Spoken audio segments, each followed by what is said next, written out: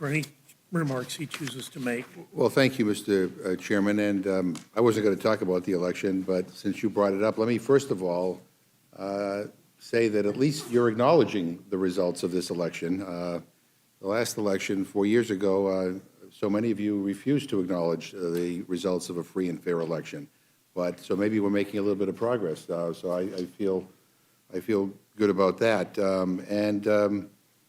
You know, and as far as the Republicans maintaining control of the Congress, well, let me just say, if the next 2 years are just as effective as the last 2 years have been under Republican rule, I'm not worried at all because you've accomplished nothing, and yet you're in charge. So I'm ready to move forward and fight the battles that lie ahead. But let me just say this about what we're dealing with here in the Rules Committee. These first two bills are terrible, and I don't have much to say about them.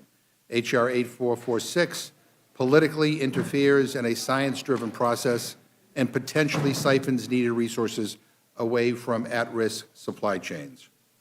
And H.R. 7409 undermines our environmental laws and blocks public input in the permitting process, which could lead to irreparable damage to our lands.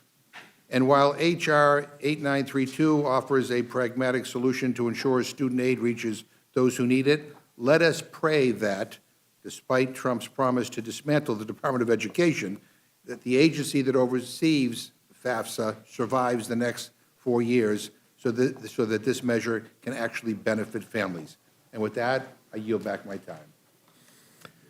Gentleman yields back the chair. Thanks.